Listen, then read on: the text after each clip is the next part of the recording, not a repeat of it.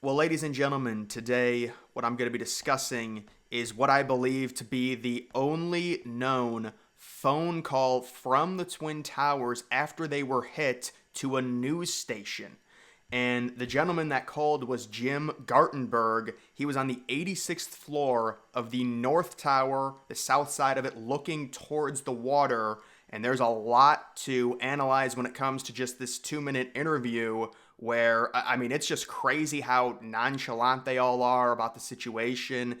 During the conversation, we get probably some of the only explanations on what's going on inside the tower because the dynamic is totally different than many of the other phone calls calling their loved ones, telling them, I love you, this is what happened, things like that. This is an actual interview where they ask what happened, how did it happen, where are you? And one of the interesting things I'm sure people will realize, the 86th floor, that's below where the plane impacted the North Tower. It's generally believed it was floors 93 to 99.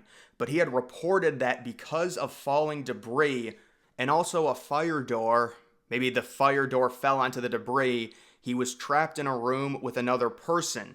Now, I don't know if it was to the point where there's just no way to get around the debris, or if maybe there was a chance he could move some things and try and escape. Obviously, I think once they heard the South Tower collapse, I would imagine, definitely made an effort to try and escape. But this was in between the window of the South Tower being hit and the South Tower falling, because the North Tower gets hit, the South Tower gets hit, the South Tower falls, the North Tower falls. So it was the window in between. The South Tower had already been hit, and they say that, planes flew into the building. He didn't even know. He just said there was an explosion. And probably the most important thing that he said was that the core was blown out. Now, unfortunately, they didn't ask him, what do you mean by that exactly? Did you see, debris? Did you see, the inside of the core? He did report, I thought he was talking about the elevators when he said the core, because a lot of people thought, with explosions inside, the elevators dropping and creating loud noises, that might have been, some type of explosion. Maybe he thought that was the core. But he said towards the end of the interview, if you even want to call it that the elevator shafts had blown out. So evidently he was referencing something different when he said on the 86th floor. Think about how crazy that is. Where it impacted was 93. That was the tip of the wing. The main body of the airplane was really 96, 97, 95. That was where it mainly did most of its damage. And he was on about 7 floors lower than that, and still there was so much debris. It's hard to really get a picture on the interior what it looked like, but he said that part of the core was blown out. And again, I'm not sure how he would be able to see that. Maybe he was able to get out of his room before he ran into a barrier and he could see some of the damage and possibly the floors sagging on each other. But that was the main thing that he said. And he also said that the windows on impact immediately blew out. So in essence, the windows blew out, not in, meaning all of the glass would shatter and go outside. Like it would land on the plaza, it would land on the exterior of the building.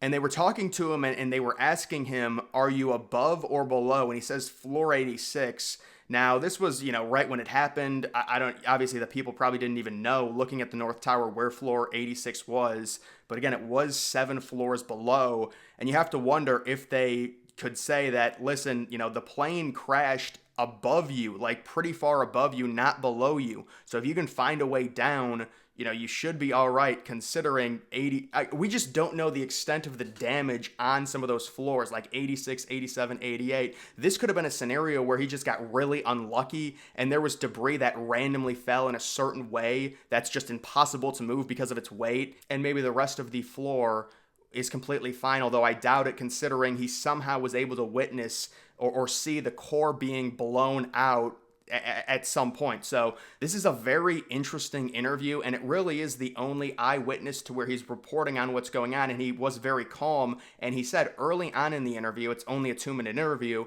but he said early on that everyone should be calm, to the families, towers. The situation is under control, because I'm guessing what they thought, they're on floor 86. They think someone's going to come to get them. It's better to just wait it out. There was no thought of either of the buildings collapsing. I do wonder if, let's say they're still on the phone with him and the South Tower collapses and he hears it and they tell him, look, the South Tower just collapsed. You need to try and get out. I wonder what would happen. Again, I'm sure they knew that the South Tower had collapsed. If you're in the North Tower, it's just such an crazy loud noise, and then immediately there's got to be some type of mad scramble to get out of the building because you know pretty much there are two explosions. The South Tower falls. You would think the North Tower is probably going to be next. So that's just another crazy thing to think about. Once they heard the South Tower fall, was there a reaction from people within the North Tower to make more of an effort to get down? Because it does seem like there was a widespread belief when both of the towers were hit, they would stay up. There was really not a thought of either of them collapsing, and that's why a lot of people stayed where they were. But this is crazy. The 86th floor, debris falling possibly lower than the 86th floor, but that was kind of the main stuff that he said. And then he was talking towards the end, and they kind of cut off. It's like, my goodness, it's crazy information. We would like to hear what he had to say. He was very calm, and he was talking at the end about the elevators, about some door being stuck. And he really didn't mention the smoke. And you know why that is? They probably dealt with very little smoke because they were under the impact zone. So, I mean, I'm sure there was some smoke in there considering there's just a massive pile of debris and that is going to kick up smoke. But if you look at the Twin Towers and where his floor would be, he was pretty much in the clear in terms of the smoke, but apparently all of the windows, he was saying, on his floor, or at least in his room, his office, were blown outward. And because it's reported that people above the impact zone had to break the windows, and that's how they were able to try and, breathe in clean air and look out and try and get the attention of someone that could potentially rescue them, possibly a helicopter, things like that. But to me, this is the only known interview. Now, obviously, there were a lot of phone calls to loved ones, but this would be where we get actual information on the interior of the tower. And it was in the 86th floor. And he was reporting and saying that, the situation is under control. I wonder what led him to say that. I wonder what he saw or something that would signal that it's under control. It's interesting because they didn't even know a plane had hit it, obviously. They just heard an explosion. He didn't even know if he was above or below. I mean, it would be very important information if they could tell him you're below. And potentially, it looks like there's, if you look at the 86th floor, it does not look damaged at all. Now, the interior was damaged, but he didn't even know if he was above or below. So if you go down, you might run into the impact zone or you might run into the explosion, which could be a big problem. So there was just a lot at play when it came to this phone call. It was only about 2 minutes long. You can find it on YouTube. Jim Gartenberg.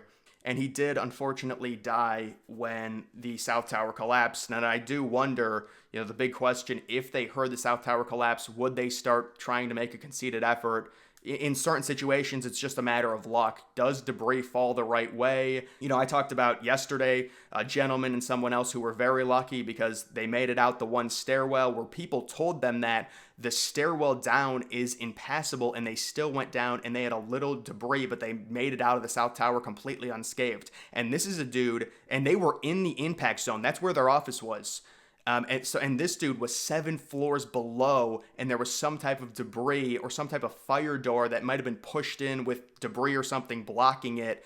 And I mean, if there's enough debris there with weight, you're just not getting past it. It's as simple as that. So really interesting situation with that interview. But guys, that is going to do it for this video. Make sure you follow me on X. Link to that's always in the description.